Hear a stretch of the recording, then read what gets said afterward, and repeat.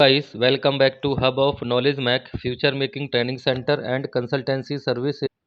दोस्तों, इस लेक्चर के थ्रू आपको मैं समझाने वाला हूं आप पॉल्यूशन कंट्रोल बोर्ड के लिए फॉर्म 5 कैसे भरोगे। यानी फॉर्म 5 को पॉल्यूशन कंट्रोल बोर्ड के लिए आपको भरना पड़ता है जब भी आप अपनी कंपनी को ISO 14001 का सर्टिफिकेट दिलाते हो, और या फिर आप कह सकते हो EMS का सर्टिफिकेट अगर आपकी ऑर्गेनाइजेशन को लेना है। तो ऑर्गेनाइजेशन को सर्टिफिकेट लेने से पहले हमें पॉल्यूशन कंट्रोल बोर्ड से एक क्लैरिफिकेशन लेना होता है, अपनी कंपनी के बारे में फुल डिटेल देनी होती है, फुल स्टेटमेंट देनी होती है इन्वायरमेंट से रिलेटेड। तो ये कंप्लीट स्टेटमेंट फॉर्म 5 में दी हुई होती है। इस फॉर्म को कैसे भरते हैं तो इस वीडियो के थ्रू आज आपको कंप्लीट पता चलेगा। तो please let we continue this video till end. तो सबसे पहले समझते हैं फॉर्म 5 होता क्या है। Environmental statement for the financial year ending on 31 march on और बिफोर 30 सितंबर एवरी ईयर।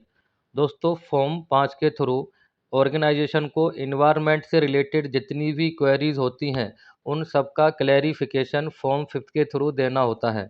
इस फॉर्म 5 को सबमिशन करने का जो ड्यूरेशन है ending on the 31 March and before 30 September every year. हर साल ये फॉर्म हमको सबमिट यानी जस्टिफिकेशन देना होता है इस फॉर्म के थ्रू। इस फॉर्म में ये जो दिया गया है कंप्लीट जो फॉर्म है इसमें 9 फेसेस होते हैं। Part A to part I, part B C D E F G H I, ये सभी पार्ट्स हैं, आप इनको फेसेस भी बोल सकते हो। इन सभी फेसेस में 14 रूल डिवाइड किए गए हैं। तो इस पार्ट वाइज इस फॉर्म को कैसे फिलअप करते हैं आज मैं आपको यहाँ से समझाने वाला हूँ। तो इसको फॉर्म को समझते हैं। दोस्तों, ये फॉर्म 5 है जो कि मैंने MPCV वेब पोर्टल से डाउनलोड किया है। ये ऑनलाइन आपको मिल जाएगा और इसको ऑनलाइन भी सबमिट कर सकते हो और ऑफलाइन भी सबमिट किया जा सकता है। तो form 5 environmental audit report for the financial year ending of the 31 March 2018। Okay, इसमें पार्ट ए को हम समझाएंगे। पहले पार्ट ए में जनरल इन्फॉर्मेशन दे रखी होती है, जैसे यहाँ आपको कंपनी का नेम भरना है, hub of knowledge Mac industries. Application UAN number, इसको आप यूनिक नंबर भी बोल सकते हो। तो ये जो UN नंबर जो है आपका ये दिया हुआ होता है, आप इसको UN नंबर को भर दोगे कंपनी का। फाइनेंशियल ईयर कौन से साल के लिए आप इसको सबमिट करने वाले हो, 2023।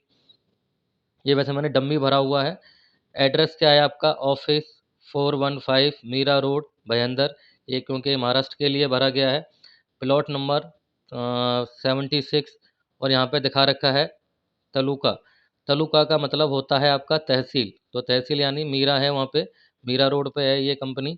देन विलेज है आपका भयंदर। ओके, इसके बाद है कैपिटल इन्वेस्टमेंट इन लैख, कंपनी में कितना इन्वेस्टमेंट किया गया है, 122 लाख का किया गया है। तो ये स्केल पूछ रहा है, स्केल बोले तो ये लार्ज स्केल की है क्या स्मॉल स्केल की है, तो स्मॉल स्केल इंडस्ट्री है, इसीलिए हमने यहाँ पे SSI लिख दिया।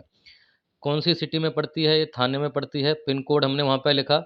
तो ये पिन कोड दोस्तों ये मैंने डम्मी भरा है, आप एक्चुअल पिन कोड भरोगे। पर्सन का नाम SK शर्मा, उसका डेजिग्नेशन क्या है, डायरेक्टर है। ओके, टेलीफोन नंबर क्या है, मैंने अपना टेलीफोन नंबर लिखा हुआ है। फैक्स नंबर नहीं है तो आप नॉट एप्लीकेबल कर सकते हो। ईमेल आईडी देना है इधर। देन रीजन, ये कौन सा आरओ में पड़ता है आपका, तो थाने आरओ में पड़ता है। In industry category white, industry की जो कैटेगराइजेशन है ये कैसे की जाती है, इसके लिए मैंने एक सेपरेट वीडियो बनाई हुई है, वो वीडियो मैं इस लिंक में आपको दे दूंगा। इंडस्ट्री टाइप क्या है, अदर।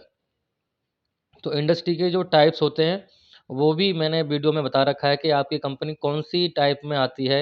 ये वाइट रेड ग्रीन के अकॉर्डिंग कैटेगराइजेशन दिया गया है वहाँ पे, तो मैंने इसको अदर में डाला हुआ है। Okay, last environmental statement submission online, अगर ये फॉर्म भरने से पहले ये पूछ रहा है कि लास्ट आपने सबमिट किया था क्या, तो आपको यस कर देना है। कंसेंट नंबर, जो भी आपका कंसेंट नंबर था वो हमने यहाँ भर दिया है। कंसेंट इशू डेट, ये इशू डेट डाल दी है। तो ये कंसेंट कब तक एप्लीकेबल है, 31/11/2022 तक। कंसेंट की वैलिडिटी के लिए भी मैंने एक वीडियो बना रखी है, जहाँ पे मैंने कैटेगराइजेशन बता रखा है, येलो, ग्रीन, रेड कंपनी किस किस कैटेगरी में आती हैं, उनको उनके स्कोप वाइज, मैन्युफैक्चरिंग वाइज उनको कैटेगराइज किया गया है। और जो कंसेंट, जो एप्लीकेबिलिटी होती है स्टेट वाइज, कितने कितने साल की होती है, तो यहाँ जो है 5 साल की दिखा रखी है। ओके, तो वैलिड, ये कब तक वैलिड रहेगा? 31/11/2022। देन प्रोडक्ट इन्फॉर्मेशन, यहाँ आपको प्रोडक्ट का नेम देना है, कंसेंट क्वांटिटी कितनी है, एक्चुअल क्वांटिटी कितनी है, यूनिट ऑफ मेजरमेंट। तो यहाँ हम यूज़ कर रहे हैं प्रोडक्ट का नाम स्टील कॉइल, क्योंकि स्टील कॉइल बनाते हैं। कंसेंट क्वांटिटी कितनी है? 21,000। एक्चुअल क्वांटिटी कितनी हो रही है? 18,000। And unit of measurement metric tonnage American, यानी एमटी मतलब होता है metric, metre tonnage, metric tonnage sorry. Consent का मतलब है कि अप्रूव्ड क्वांटिटी कितनी है, 21,000 की अप्रूव्ड क्वांटिटी है, आप एक्चुअल बना रहे हो 18,000। By product information, product information कोई आपको अलग से और कोई अलग डिफरेंट डिफरेंट तरीके से प्रोडक्ट बनाते हो तो ही इसको भरना है, अदरवाइज सेम प्रोसेस के पार्ट बनाते हो तो इसको नहीं भरना है, तो खाली छोड़ देना है इसे। नेक्स्ट है पार्ट बी में क्या आया है, जैसे मैंने यहाँ पे भरा हुआ है एन ए, अभी बता रहा था मैं आपको बाय प्रोडक्ट इन्फॉर्मेशन, तो मैंने इधर एन ए कर रखा है। पार्ट बी आता है वाटर कंजप्शन, एम की पावर 3 पर डे। एम की पावर 3 का मतलब है cubic metre per day. Okay, तो आप प्रोसेस में कितना वाटर यूज़ करते हो? 200 लीटर। ओके, एक्चुअल क्वांटिटी कितनी है? 108। आपको जो परमिशन दी जाएगी 200 लीटर की है, आपने बोला एक अप्रोक्सीमेटली, एक्चुअल यूज़ होता है 108। कूलिंग में कितना यूज़ होता है? 360। एक्चुअल कितना कर रहे हो? 177। डोमेस्टिक के लिए 21। डोमेस्टिक का मतलब है आप जो हाथ पीने के लिए, हाथ धोने के लिए जो वाटर को यूज़ करते हो, तो यूज़ करते हो यहाँ पे 20.3। ऑल अदर्स के लिए टोटल आपका आया है 592 एंड एक्चुअल टोटल आया है आपका 305। नेक्स्ट है effluent generation in CMD and MLD। Okay, effluent generation को हमने डिवाइड किया गया है trade effluent and domestic effluent. Trade effluent का मतलब ये होता है कि आप प्रोसेस से रिलेटेड कितना इफ्लुएंट निकाल रहे हो। ओके, प्रोसेस में कितना आपका वाटर वेस्ट हो रहा है, यूज़ हो रहा है, कंज्यूम हो रहा है, आप कह सकते हो। डोमेस्टिक इन्फ्लुएंट के हाथ धोने से या सीवरेज से या आपका जो भी आप वॉशिंग करते हो, हैंड वॉश वगैरह, उससे कितना वाटर आपका खराब हो रहा है, तो उसको डोमेस्टिक में हम ले सकते हैं। CMD का मतलब होता है cubic metre per day. Okay, consent quantity कितनी अप्रूव्ड हुई है ट्रेड इफ्लुएंट के लिए? 50। एक्चुअल क्वांटिटी कितनी है? 30। ओके, तो यहाँ पे आपका unit of measurement CMD cubic metre per day. Domestic effluent, तो डोमेस्टिक इफ्लुएंट में आपको बताया जो आपका हैंड वॉश वगैरह एंड अदर एक्टिविटीज़ जो होती हैं, तो 11 लीटर है, एक्चुअल आप करते हो 0.5। Okay, unit of measurement CMD। Next product wise process water consumption, cubic metre of process water per unit of product. Product के लिए आप कोई वाटर कंज्यूम करते हो क्या?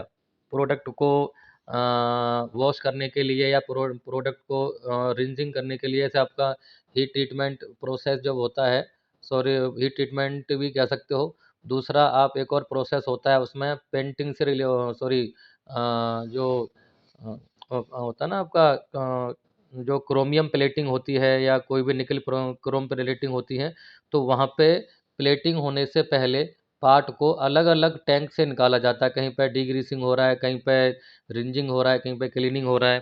तो अगर प्रोडक्ट के लिए आप वाटर यूज़ करते हो देन आपको भरोगे, अदरवाइज आपको नील कर देना है, क्योंकि हम स्टील कॉइल बनाते हैं तो वहाँ प्रोडक्ट के लिए कोई भी वाटर वगैरह हम यूज़ नहीं करते, तो हमने यहाँ पे नील कर दिया। सेम अगर आप किसी पेंटिंग से रिलेटेड या प्लेटिंग से रिलेटेड इंडस्ट्री में काम करते हो तो वहाँ पे आपको भरना पड़ेगा।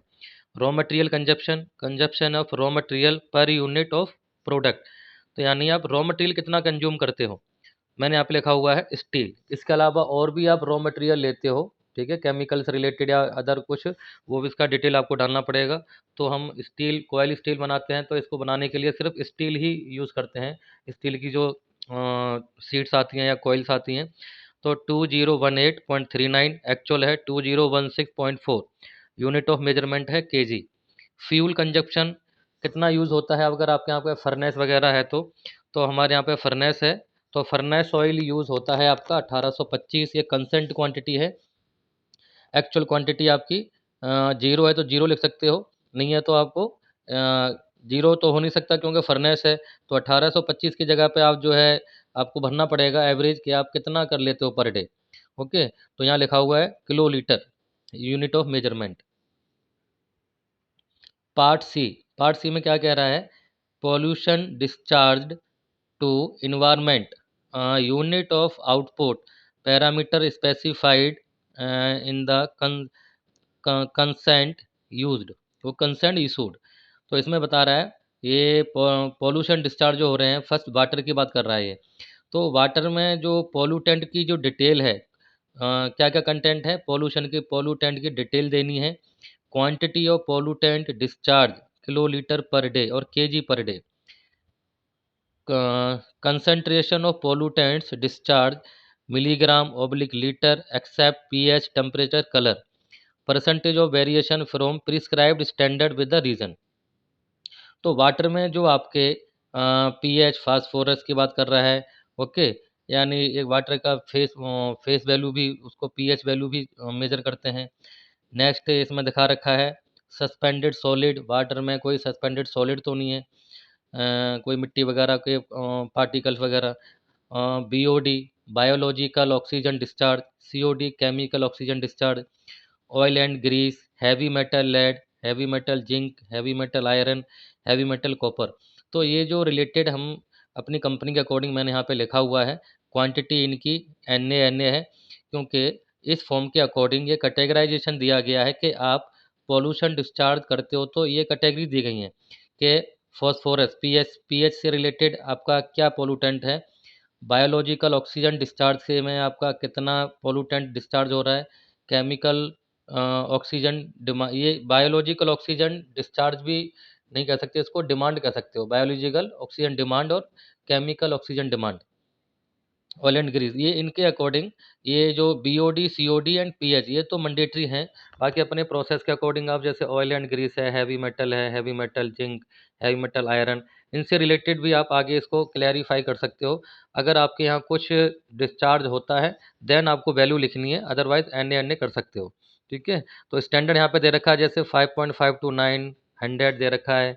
ओके, 100 दे रखा है। जब भी आप जो है वाटर का पॉल्यूशन टेस्ट कराओगे, वाटर की टेस्टिंग करोगे, तो वहाँ ये सारे जो एलिमेंट मैंने दिए हुए हैं वो आपके वाटर को लेकर वाटर का टेस्ट होगा, उसमें जो भी कंटेंट होंगे, तो जो स्टैंडर्ड दिया हो गया, स्टैंडर्ड दिया गया है हर एक एलिमेंट के लिए, उस स्टैंडर्ड के बिलो मिलते हैं देन ठीक है, उससे ज़्यादा मिलता है तो आपका पॉल्यूशन, वाटर पॉल्यूशन ज़्यादा हो रहा है। इस केस में आपका ये फॉर्म रद्द हो सकता है, तो आपको कुछ प्यूरीफायर वगैरह लगाने पड़ेंगे। नेक्स्ट है यहाँ पे एयर स्टैक।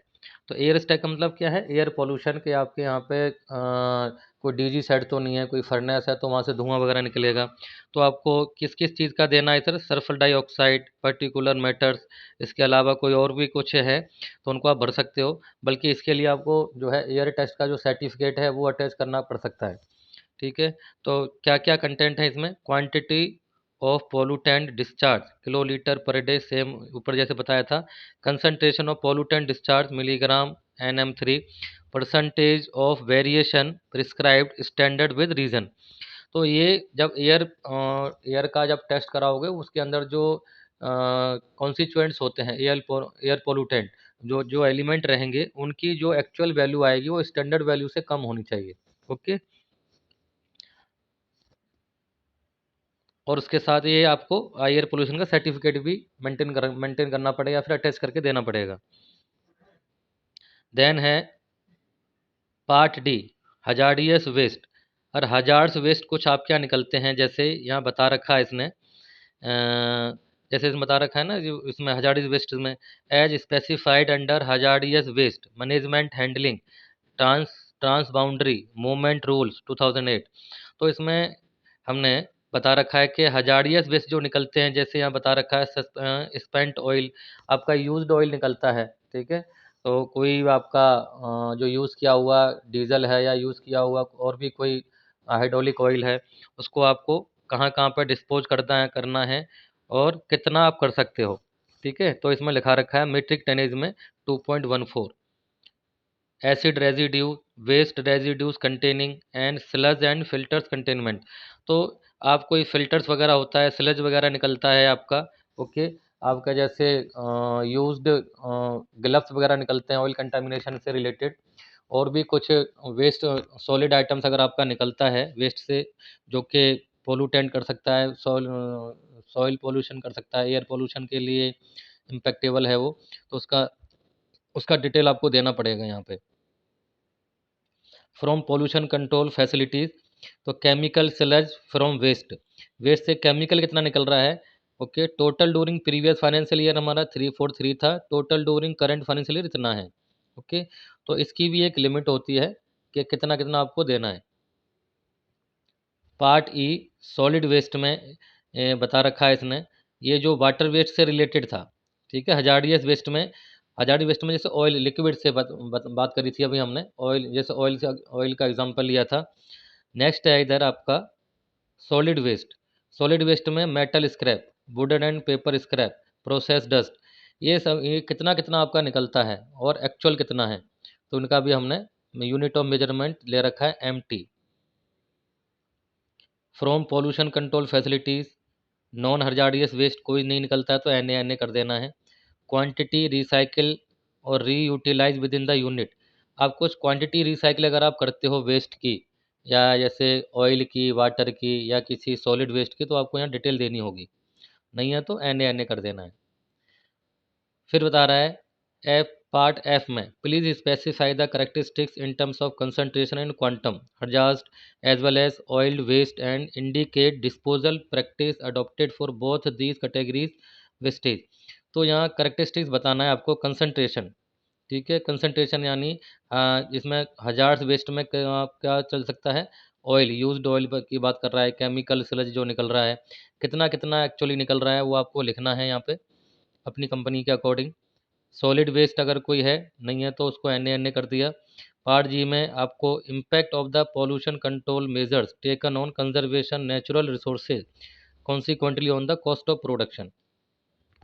तो आपने क्या क्या ले वो दे रखा है, एक तो आपको ये लिखना है कि हमने रिवर्स ऑस्मोसिस लगा रखा है, कि आप जो नेचुरल रिसोर्सेज को आप यूज़ कर रहे हो उनके ख़त्म होने की जो प्रोबेबिलिटी है, उसके रिसाइकलिंग के लिए आपने क्या किया हुआ है। जैसे कंपनी में आर ओ सिस्टम लगा हुआ होता है, ठीक है, रिसाइकलिंग के सिस्टम लगे होते हैं, तो वो आपको यहाँ पर डिटेल देनी है, पर डे कितना आप रिसाइकिल करते हो।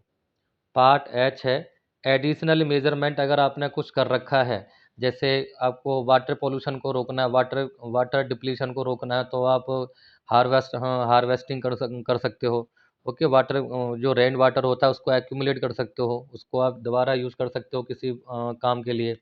तो ये आपको एक्स्ट्रा जो आपने काम किया हुआ है, ये काम आपको लिखना है इधर, ओके। देन पार्ट आई के अंदर स्पेशली बता रहा है वो, any other particular in respect of environmental project, ये समझ में नहीं आ रहा क्या क्या लिख रहा है। Any other particular in respect of environmental protectional and awarement of pollution. इसका मतलब ये होता है कि आपने कुछ अलग और भी कुछ आपने कुछ किया हुआ है क्या पोल्यूशन कंट्रोल के लिए, जैसे आपको मैंने बता दिया था ना अभी, कि आप रेन वाटर को आप हार्वेस्ट कर सकते हो, जमा कर सकते हो पानी को। देन इसके बाद आप जो भी आप डॉक्यूमेंट वगैरह दे रहे हो, यहाँ पे आपको अटैच कर लेने हैं, ये कैप्चा भरना है और सिग्नेचर का वो आएगा तो सिग्नेचर कर देना है।